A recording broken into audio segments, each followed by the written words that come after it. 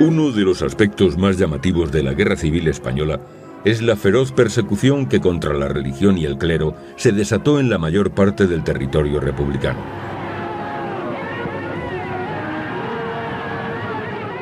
Cerca de 7.000 eclesiásticos y miles de seglares asesinados a causa de su fe, 978 mártires ya proclamados por la Iglesia Católica y miles de edificios religiosos saqueados o destruidos dan buena cuenta de la mayor persecución que jamás haya sufrido la Iglesia en España.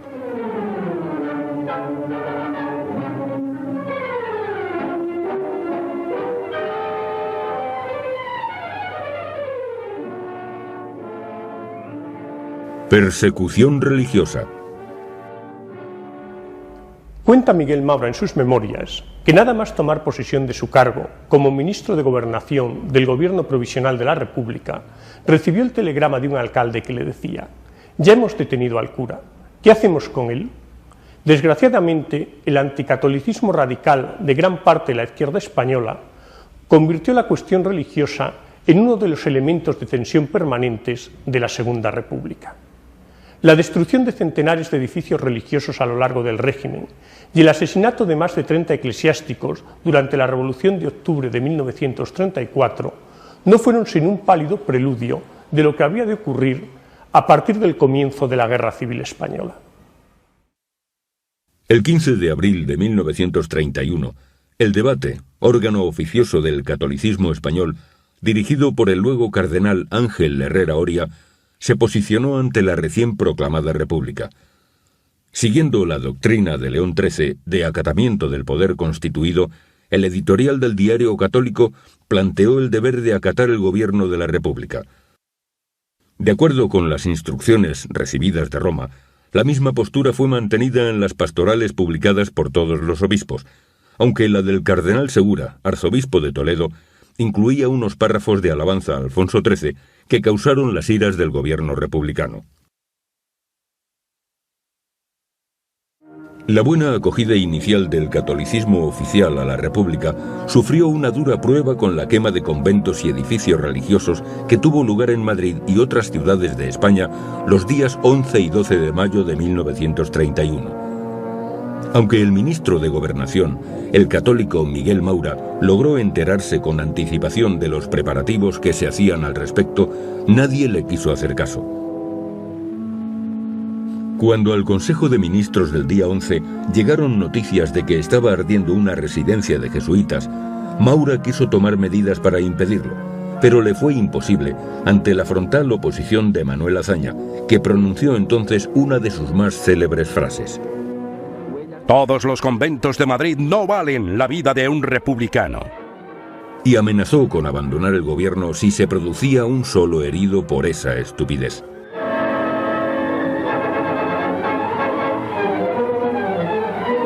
Ante la barra libre e incendiaria, el tumulto aumentó de intensidad hasta que a las 4 de la tarde se proclamó el estado de guerra, pues bastó desplegar las tropas para que se acabaran los incidentes.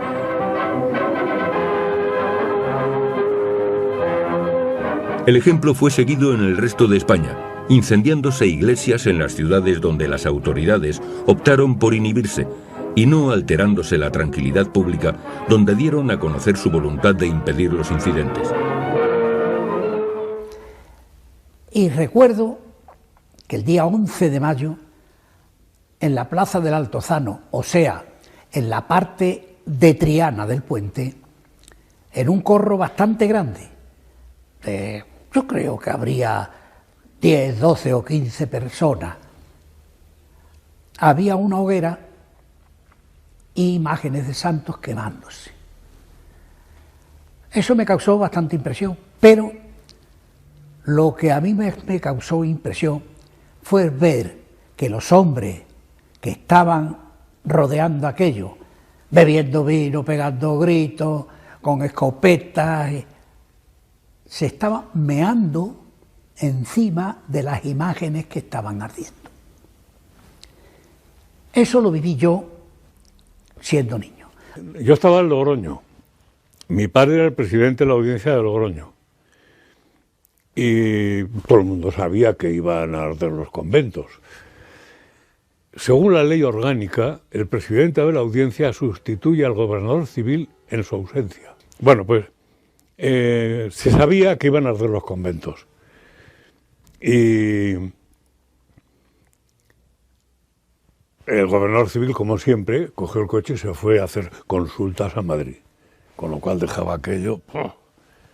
Y mi padre se sentó y mandó llamar al jefe de la Guardia Civil, al jefe de la Guardia de Seguridad, que se llamaba entonces, luego se llamó Guardia de Asalto y luego se había llamado Policía Nacional, pues la Guardia de Seguridad y al gobernador militar. Y a los 3 o 4 capitostes de los partidos políticos izquierdistas, y los citó a todos a las 8, a las 7 o a la hora que fuera. Y cuando estaban todos reunidos, dijo, bueno, señores, ustedes saben, porque es Vox Populi, que hoy van a arder los conventos. Hemos oído algo.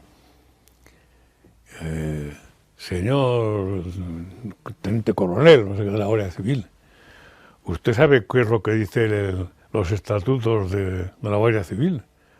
Que tienen que defender la propiedad, no sé qué, y las vidas de las personas. Espero que lo sepa cumplir esta noche. ¿De qué forma? Pues con la que usted tiene armas. Usted tiene armas, ¿no? Pues serán para algo. Al de la Guardia Municipal, lo mismo. Y al gobernador militar, usted, como sustituto, por si la cosa se pone peor, tiene que tener la tropa cuartelada, tal, no sé qué. Bueno, pues señor gobernador, entonces, si es preciso, hemos de hacer fuego. Pues claro, y al aire no, al bulto. Pero hombre, por Dios, ¿qué cosas me pregunta usted? Señor gobernador, esa orden me la da usted por escrito. Naturalmente, pero me avergüenza oírle hablar a usted. A ver, el secretario, no hace falta, y testigos, no hace falta. Y entonces el jefe del partido socialista o cual, dijo, eran íntimos amigos, mi padre y eso. Señor gobernador, si sus órdenes se cumplen esta noche, será una noche de luto para Logroño. Dijo mi padre, pues evitarlo lo tiene usted en la mano, porque de la mía está que no será una noche de vergüenza. Venga, salgan ya, que hay que hacer cosas y tal. No ardió ni un solo convento en Logroño aquella noche. Pero unos meses después le quitaron la carrera a mi padre, por desafecto al régimen. En total, entre los días 11 y 12 de mayo fueron incendiados más de un centenar de edificios religiosos, perdiéndose valiosas obras de arte e inaugurándose una forma de civilidad republicana que no fue perseguida por las autoridades hasta después del triunfo electoral del centro-derecha en las elecciones de noviembre de 1933. La quema de conventos de mayo de 1931 tuvo un impacto difícil de exagerar sobre la opinión pública católica. Tan malo como que se hubieran producido los incendios era para los católicos la pasividad de las autoridades y la justificación de los incidentes que se podía ver en la prensa republicana, donde se acusaba a los frailes de haber sido quienes habían quemado sus conventos o de haber incitado a ello con actos provocativos. Así se afirmaba en la prensa que los religiosos disparaban contra los obreros, que en las fachadas de las casas de enfrente pueden apreciarse los impactos de las balas que dispararon los frailes, que las violencias del pueblo dentro de ciertos límites han respondido siempre al fuego que les dirigían desde el interior de las fortalezas conventuales. La expulsión de España del cardenal Segura y del obispo de Vitoria, Mateo Mújica, tampoco fue un buen presagio de lo que los católicos podían esperar del nuevo régimen. Un nuevo punto de ruptura se produjo durante el debate de los artículos que hacían referencia a la religión en la Constitución de 1931. El artículo 3, que establecía la separación entre la Iglesia y el Estado, apenas fue objeto de controversia. No así el artículo 26, auténtico punto neurálgico de la Constitución, que en su primera redacción suponía no solo la supresión del presupuesto de culto y clero, sino también la disolución de todas las órdenes religiosas y la nacionalización de sus bienes. Frente a las protestas de varios diputados católicos, la respuesta del ministro de Fomento, el radical socialista Álvaro de Albornoz, no pudo ser más contundente. Una constitución no puede ser nunca una transacción entre los partidos. No más abrazos de Vergara, no más pactos de El Pardo, no más transacciones con el enemigo irreconciliable de nuestros sentimientos y de nuestras ideas. Si estos hombres creen que pueden hacer una guerra civil, que la hagan. Eso es lo moral, eso es lo fecundo. La intervención central del debate acabó siendo la de Manuel Azaña, que pronunció aquí una de sus frases más célebres. España ha dejado de ser católica. El problema político consiguiente es organizar el Estado en forma tal que quede adecuado a esta fase nueva e histórica del pueblo español. Que haya en España millones de creyentes yo no os lo discuto, pero lo que da el ser religioso de un país, de un pueblo y de una sociedad no es la suma numérica de creencias o de creyentes, sino el esfuerzo creador de su mente, el rumbo que sigue su cultura. La redacción final del artículo 26 estableció la supresión del presupuesto de culto y clero, la expulsión de los jesuitas de España y la confiscación de sus bienes, y la prohibición a las demás congregaciones religiosas de realizar actividades relacionadas con la industria, el comercio o la enseñanza, señalando además que sus bienes podrían ser nacionalizados. El anticlericalismo del primer gobierno republicano y del primer parlamento republicano, con las medidas tomadas no meramente en la Constitución, pero también a través de las políticas del gobierno, también a escala provincial y municipal, y las medidas posteriores, hicieron muy difícil entonces la vida de coexistencia, digamos, amistosa entre la Iglesia Católica y los católicos de un lado y las fuerzas de izquierda del otro. Y esto es bastante irónico porque por primera vez en la historia de España, ya por el año 31, con la venida de la República, los directores, los jefes, obispos, la jerarquía de la Iglesia estaba dispuesta entonces a aceptar la separación de la Iglesia y el Estado, más o menos según la fórmula americana de Iglesia libre dentro de un Estado libre, pero eso fue algo que no fue aceptado de ningún modo por los partidos de izquierda. Así que se empezó entonces con la política de persecución en contra de la Iglesia y de los mismos católicos. Sin embargo, la política de los líderes de la Iglesia y de los líderes de la opinión católica de España era a lo menos de aceptar la legalidad republicana y participar en su vida política en la esperanza de poder entonces cambiar esta política anticlerical y rectificar también otras medidas de la Constitución y de la política republicanas.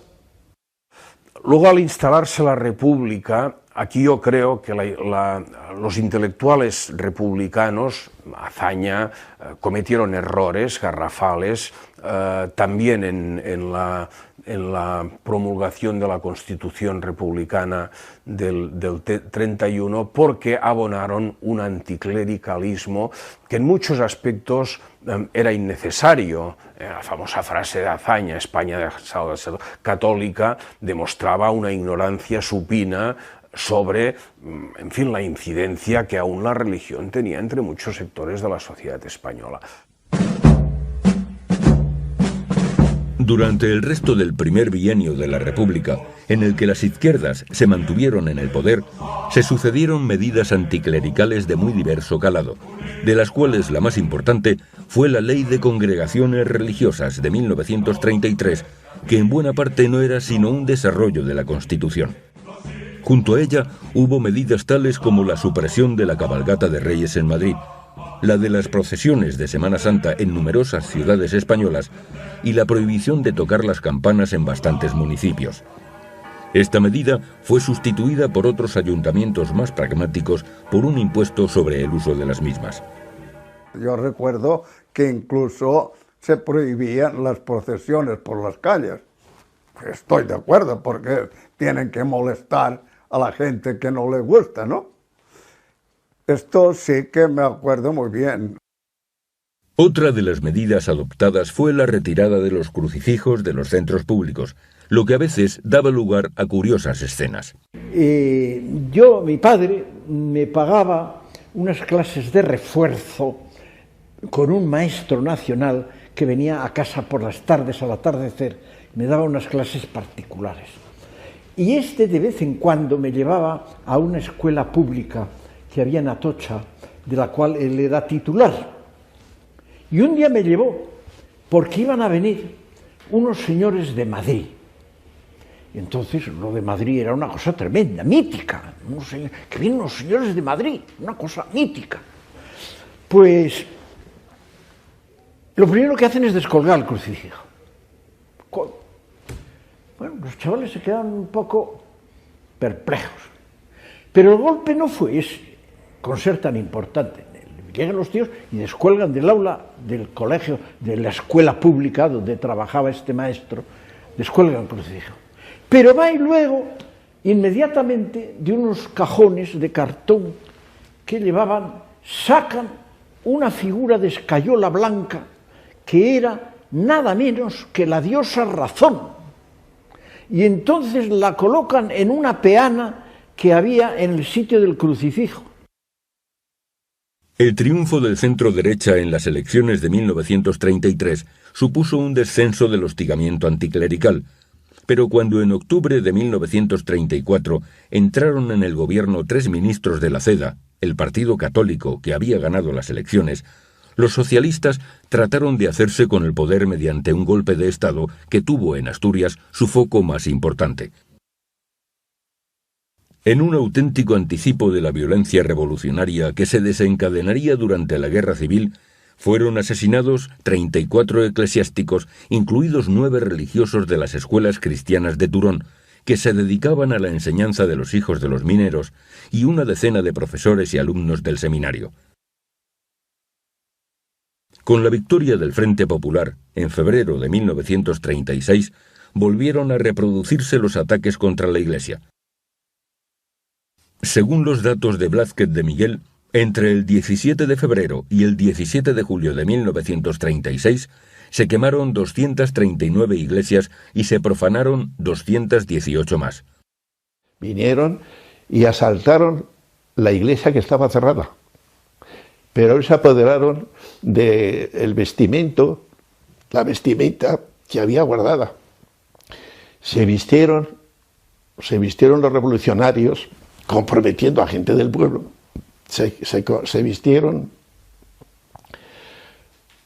eso ya el 35 y el 36, 35-36, se vistieron de curas, de monjas, de frailes, como haciendo una procesión. Nosotros vivíamos en la Glorieta San Bernardo, y a la calle San Bernardo, un poquito más arriba, había un edificio que era nuestra parroquia de la Señora de los Dolores. Y yo pertenecía a Acción Católica.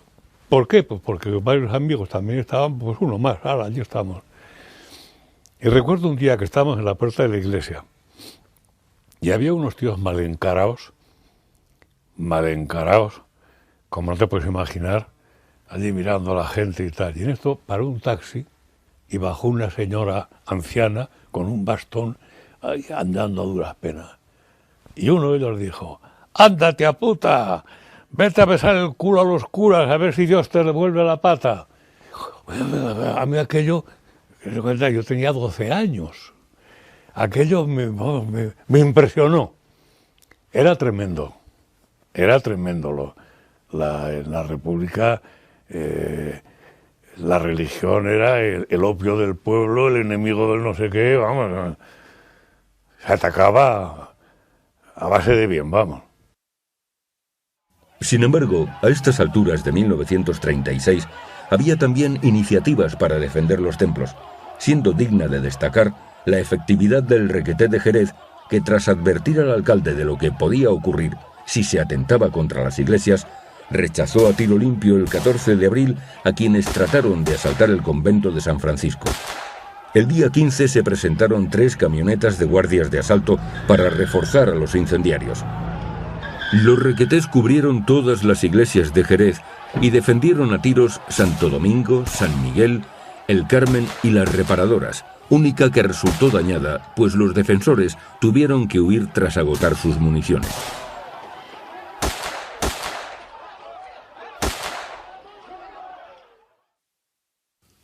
Tras el alzamiento de 1936, a la destrucción masiva de iglesias se unió el asesinato multitudinario de eclesiásticos y católicos que se habían significado por su fe. El 2 de agosto de 1936, el dirigente revolucionario André Unín escribía en La Vanguardia: La clase obrera ha resuelto el problema de la Iglesia sencillamente no dejando en pie ni una siquiera. Los maristas, los escolapios, Belén, La Merced, San Jaime, todos los reductos del jesuitismo y de la clerigalla, allí donde con el pretexto del culto católico se conspiraba contra la libertad, todos esos lugares revestidos de santidad cayeron bajo el empuje de las masas encendidas de coraje y alumbraron con sus llamas el alba roja de que está tiñéndose el horizonte español.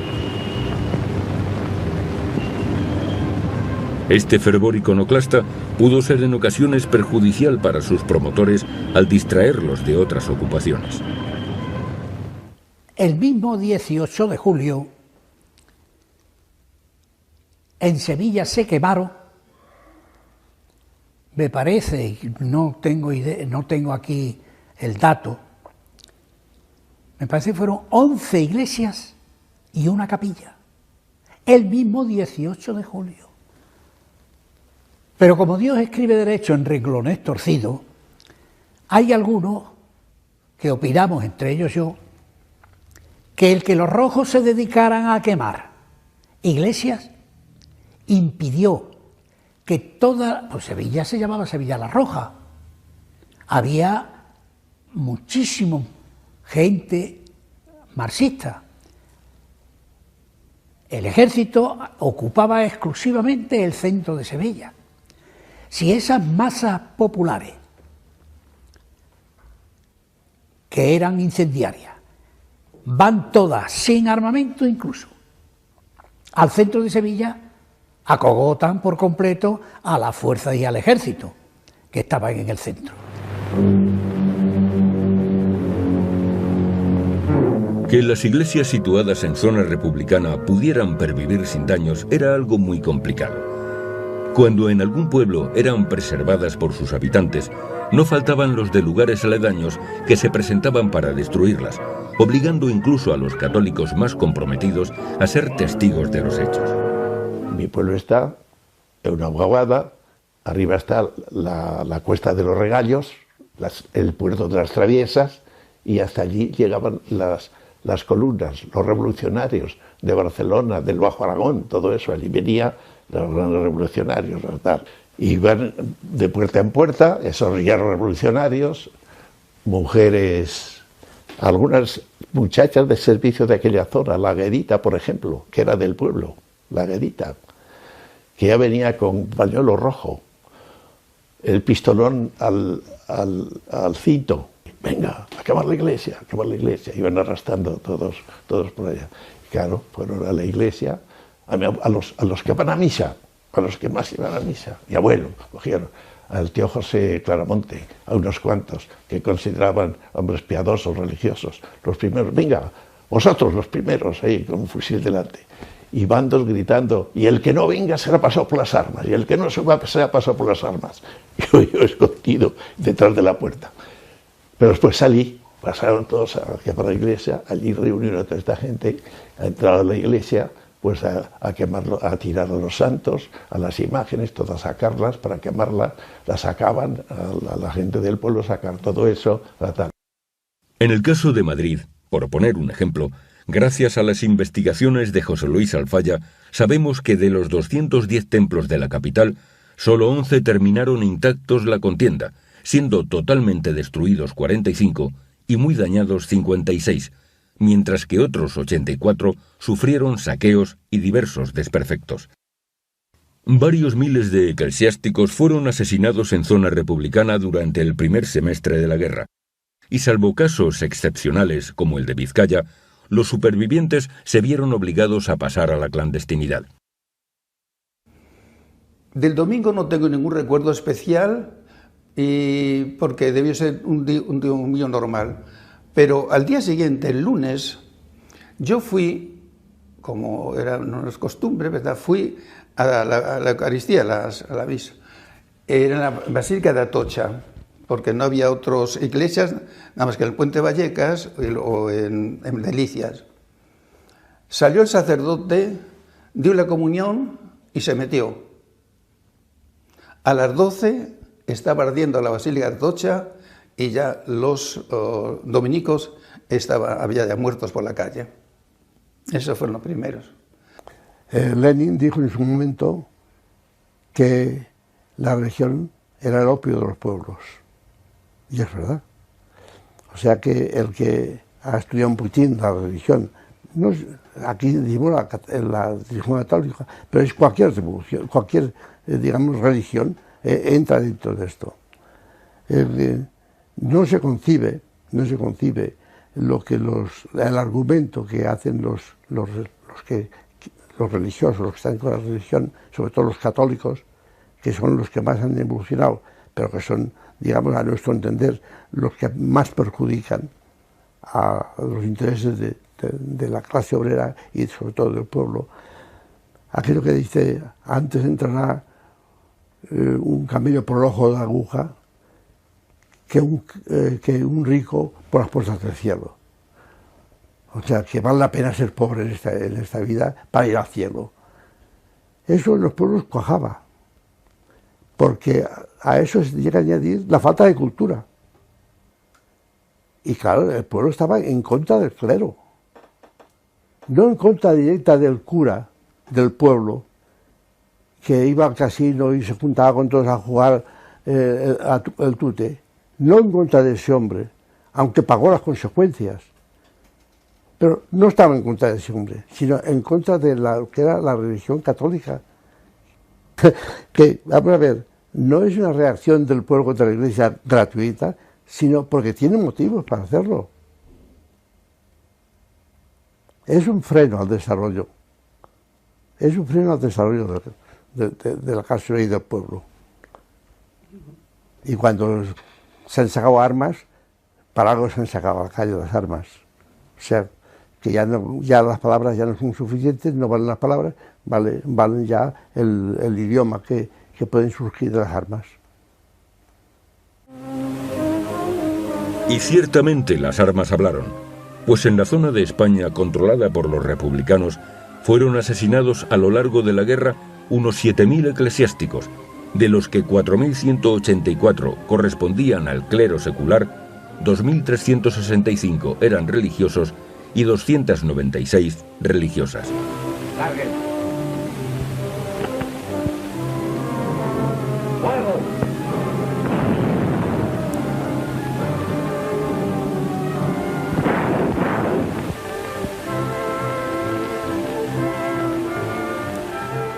El siglo XX ha sido llamado, con toda razón, el siglo de los mártires o el siglo del martirio. Son centenares de miles los cristianos, católicos, ortodoxos, protestantes, de distintas confesiones, que dieron su vida por ser cristianos, que dieron su vida por Jesucristo, como los mártires de los primeros siglos de la historia de la Iglesia, solo que en otro contexto histórico y cultural muy distinto. Pero son llamados con razón mártires todas estas personas que en el siglo XX prefirieron morir a traicionar su fe y a traicionar su fidelidad y su amor a Dios y a la Iglesia. Nunca en España habían sido tantos martirizados. ¿A qué se debe? Pues hay unas raíces ideológicas que vienen de atrás, que vienen de 200, 300 años antes, cuando se va incubando el germen de las ideologías ateas, es decir, de una visión del mundo centrada exclusivamente en el ser humano y en lo que el mundo da de sí, excluyendo la visión de Dios, excluyendo la fe religiosa, tachándola de opresora y de opio del pueblo, estas filosofías convertidas en ideologías y convertidas en fuerzas políticas, cuando cogen las armas, cuando tienen el poder, pues llevan a cabo a sangre y fuego lo que estaba presupuesto en sus teorías.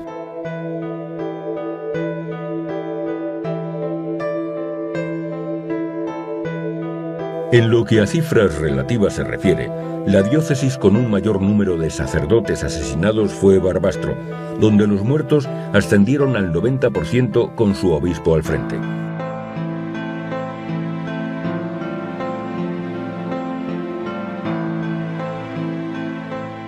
Se ensañaron con él, le hicieron 1000 heridas, le rompieron todos los huesos a golpes y sobre todo heridas que les hacían, nada, con una navaja le cortaban allí en el cuerpo, en todas las partes del cuerpo, se la tapaban con trapos, se la cosían de mala manera, una de las heridas la tiene cosida con alambre, y todo para que se fuese desangrando lentamente y fuese sufriendo más, porque era el obispo que tiene que sufrir más, porque era el jefe, e incluso lo castraron, porque cuando lo iban a llevar a fusilar, que todas esas operaciones se las hacía un veterinario,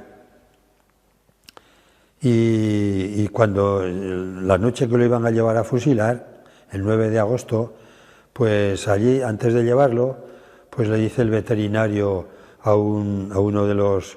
Y dice, mira tú, ¿no dices que querías comer los cojones del obispo? Pues mira, aquí los tienes.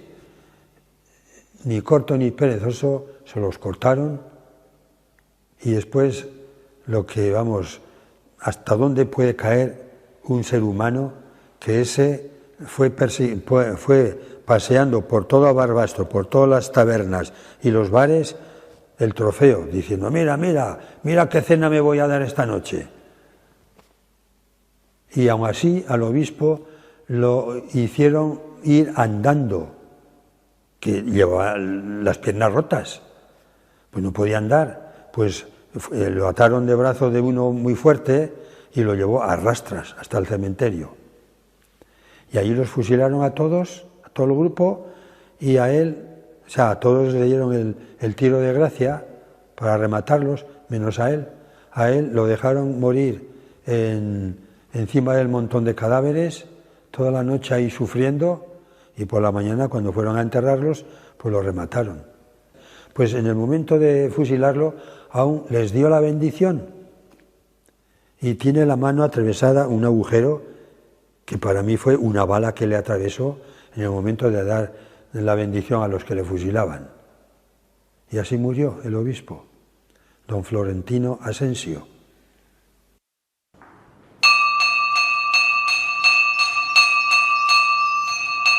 Numerosas comunidades religiosas de la ciudad fueron asimismo aniquiladas.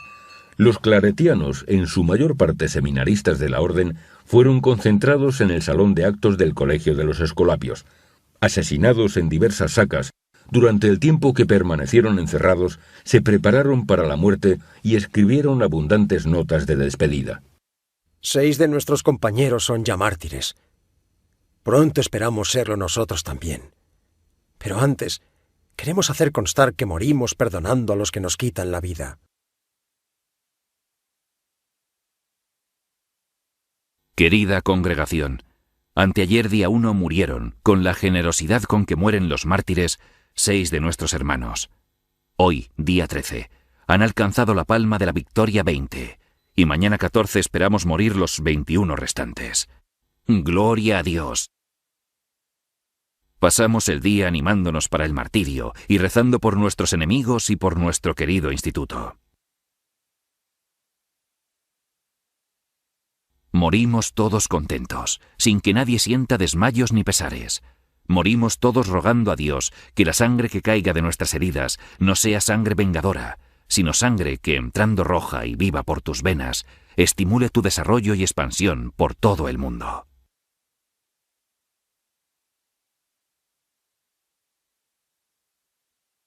pues eso, que la alegría que llevaban, pues mira, en cuanto comenzaban a moverse el camión donde los llevaban, pues comenzaban a cantar. Sobre todo el canto ese de el Jesús ya sabe, soy tu soldado. Pero los milicianos, que no querían que fuesen cantando, por lo visto ellos gozaban más si fuesen llorando, pues con las culatas de los fusiles les destrozaron la cabeza a golpes para que no cantasen. Pues a pesar de eso no les pudieron hacer callar. Testimonio de los mismos milicianos, extrañados de que con la cabeza chorreando sangre, todos los huesos rotos, y que fuesen cantando y animando a su grupo. Y así fueron. Todos ellos fueron beatificados por Juan Pablo II el 25 de octubre de 1992 en la plaza de San Pedro de Roma. En cifras absolutas, la diócesis donde fueron asesinados más sacerdotes fue la de Madrid, donde las víctimas ascendieron a 435.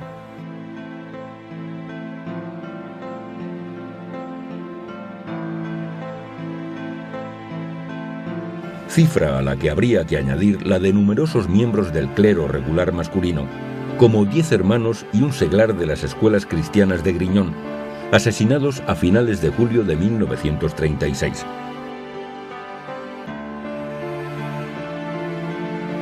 Y ya el día 27 llaman del ayuntamiento al hermano director de la casa, Tomás Bengoa, para decirle, oye, van a venir los milicianos y no sabemos lo que va a pasar aquí. Estamos pensando esconder, no a los niños, a los hermanos, a los religiosos, no a los niños ni a los novicios, a los que tenían algún peligro. Estamos pensando si podíamos esconderlos en cada casa, en las casas.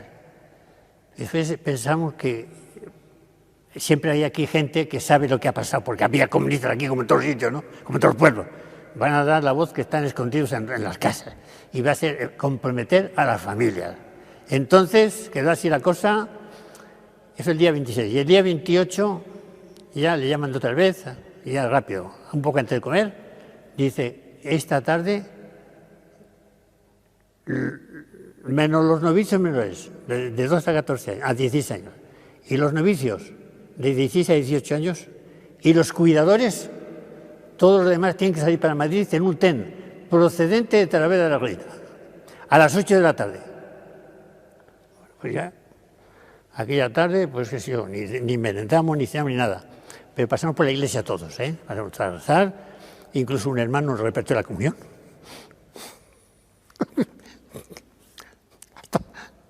Hasta 2 o 3 veces. Para suminar fórmulas, porque los que quedaron aquí, ahí delante ya para despedirnos, pues eran los que eran integrados, los que están ahí en la lápida esa, 8, 10 hermanos ancianos, el enfermero, 2 o 3 enfermos, el director y el subdirector de los pequeños.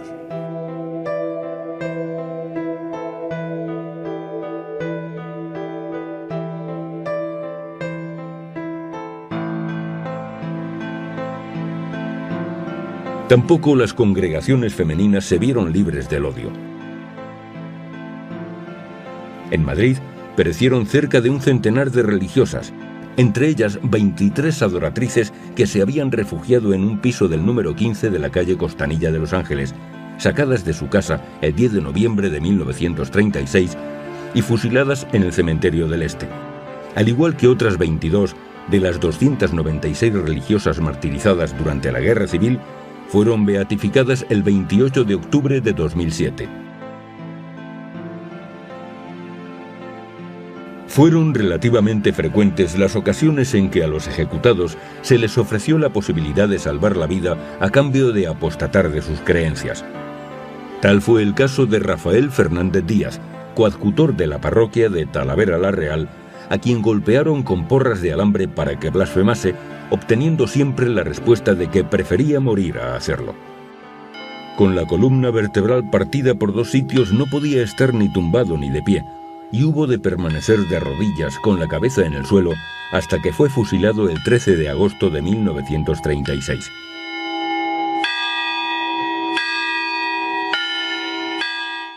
A algunos de los que se negaron a mantener relaciones sexuales se les castró antes de ejecutarlos.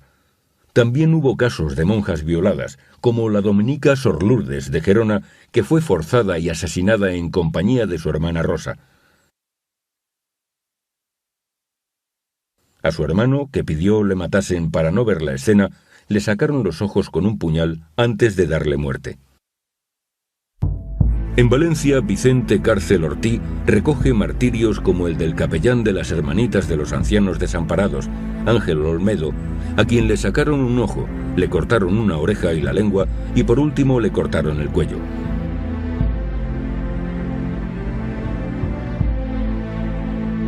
El párroco de Santa María del Mar, Vicente Selfa, fue llevado al Saler, atado a un árbol, rociado con gasolina y quemado vivo.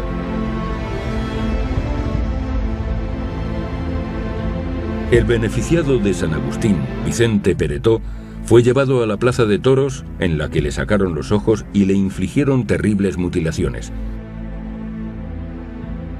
Al coadjutor de Jesús Pobre, Vicente Borrell, tras infligirle toda clase de malos tratos camino de su ejecución, se le desnudó por entero y mutiló sin piedad, metiéndole a viva fuerza sus genitales en la boca. El capellán del Ave María de Benimamet, José Pelluc Escribá, fue atado a un tranvía. Cuando unos amigos se atrevieron a preguntar dónde estaba su cadáver, se les respondió: «Id a buscar los trozos con una espuerta».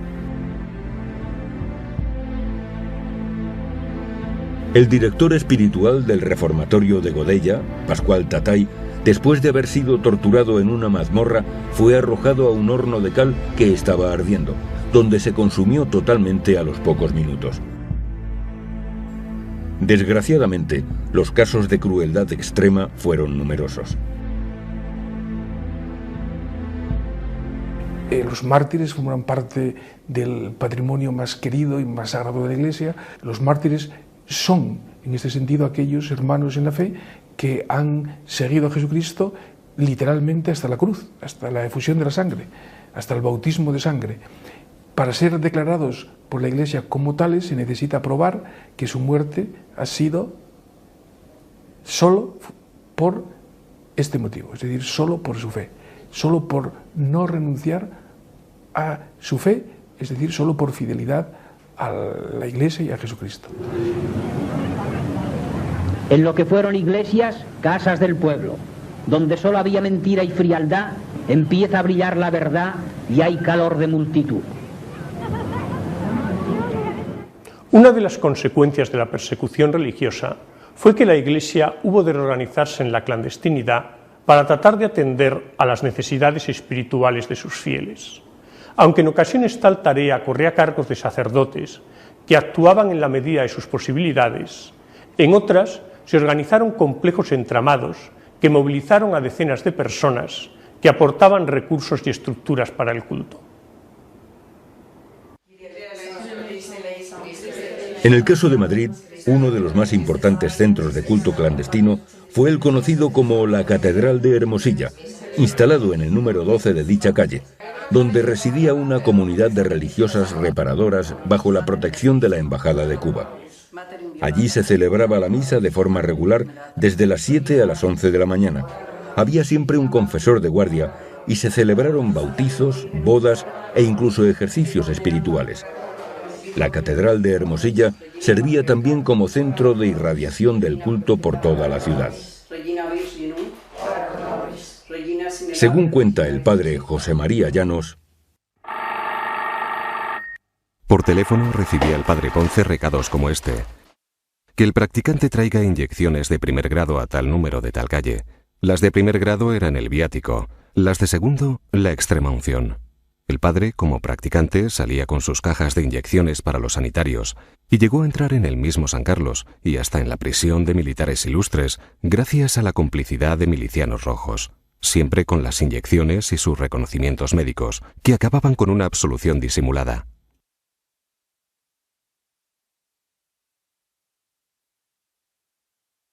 Pese a estar bajo el amparo de la legación cubana, la labor que se realizaba en Hermosilla era peligrosa, pues en varias ocasiones hubo registros de la policía. Contamos con la narración de Vicente Mayor, reproducida por Antonio Montero en su libro La persecución religiosa en España. Un domingo, cuando el saloncito estaba lleno de gente oyendo la Santa Misa, irrumpió en el local un grupo de 3 hombres con pistola en mano.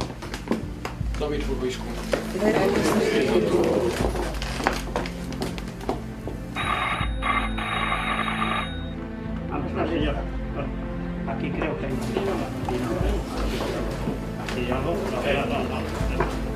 Era la Policía Roja, que obligando a todos a poner las manos en alto, llegaron hasta a no dejar al sacerdote terminar la Santa Misa.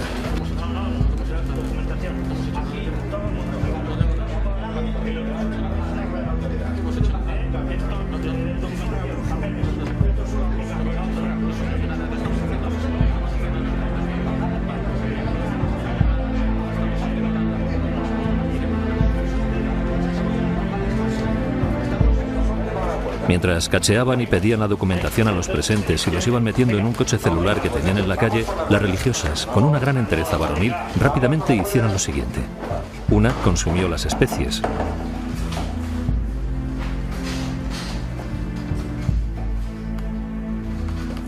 Otra fue rompiendo las señas que tenían de los sacerdotes, y como no daba lugar a terminar con rapidez esa labor destructiva, llegó hasta comérselas.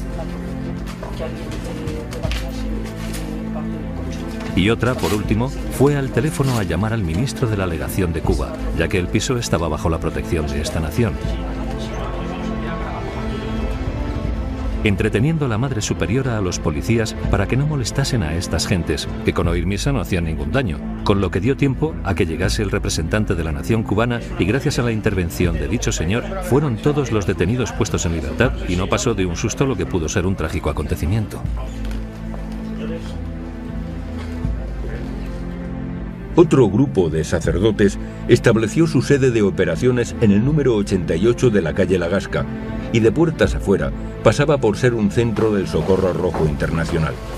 Se montó guardia permanente para la administración de sacramentos y más de una vez se distribuyeron con un coche de la FAI custodiado por 2 milicianos que ignoraban lo que se estaba haciendo. Allí se presentaron muchos seminaristas que habían sido llamados a filas por el ejército republicano y que cuando volvían del frente aprovechaban para confesarse y recibir la Eucaristía. De hasta qué punto estaba perseguida la práctica sacramental en la España republicana es buena prueba una noticia aparecida en La Vanguardia el 23 de febrero de 1937, donde se daba cuenta de que se había detenido en el número 452 de la avenida del 14 de abril a una pareja que iba a contraer matrimonio, así como al cura y 4 invitados. Otra noticia del mismo periódico informaba el 26 de junio de 1937. La pasada noche fueron detenidos 2 sacerdotes, un médico y 7 personas más, los cuales estaban oyendo misa en el domicilio de un médico en el Paseo del Triunfo del Pueblo Nuevo. La actitud de la Iglesia ante la guerra civil inicialmente fue una actitud esencialmente neutral, aunque no en todas partes, porque en algunas partes donde había una conexión entre elementos de las fuerzas sublevadas de la Iglesia, había un apoyo, pero oficialmente y generalmente la actitud fue una actitud neutral. Pero dentro de muy poco resultó posible mantener esta actitud, dada la enorme inclusión de la violencia anticlerical en casi todas partes de la zona republicana. Sí, la violencia anticlerical en la guerra española tuvo una resonancia bastante fuerte en la opinión internacional, sobre todo en la opinión católica, pero no meramente en la opinión católica, también en otros sectores de opinión. Fue una de las cosas realmente que más desfavoreció a los republicanos en la opinión internacional. ¿Qué país es el nuestro que nos ofrece el nivel de religiosidad barroca más interesante? La Semana Santa Sevillana, y el país que más curas y más conventos ha quemado de toda Europa Occidental. Ambas cosas a la par y metidos en el mismo tinglado. La columna de Requetés de Sevilla entraba por muchos pueblos, al principio, luego fui oficial y también entraba. No he visto ni una sola iglesia de los pueblos que conquistamos que no haya sido profanada. Pues la persecución de los años 30 en España fue tremenda para la Iglesia, empezando por la destrucción del patrimonio del patrimonio cultural, artístico, arquitectónico. Es incalculable lo que se ha perdido de arte, de historia, en retablos, en iglesias, en orfebrería, en pintura, en archivos históricos y en archivos vivos. En fin, la pérdida en ese campo fue tremenda y difícilmente calculable. Me pregunta usted qué efecto ha tenido la persecución. Pues ha tenido este efecto que siempre trae consigo el martirio, y es la revitalización de la vida de la Iglesia. Se notó en los años 40, en los años 50, con muchísimas vocaciones, cuando habían quedado desiertos muchos puestos, muchos sacerdotes habían muerto, habían sido asesinados, pero en los años 50 tuvieron lugar las ordenaciones de sacerdotes más amplias que se recuerdan. Y hacia el futuro, en estos momentos de cierta inclemencia cultural o de escarnio cultural o de persecución cultural de la fe cristiana, pues el testimonio de los mártires también tendrá como efecto en la Iglesia una revitalización de la vida de la Iglesia.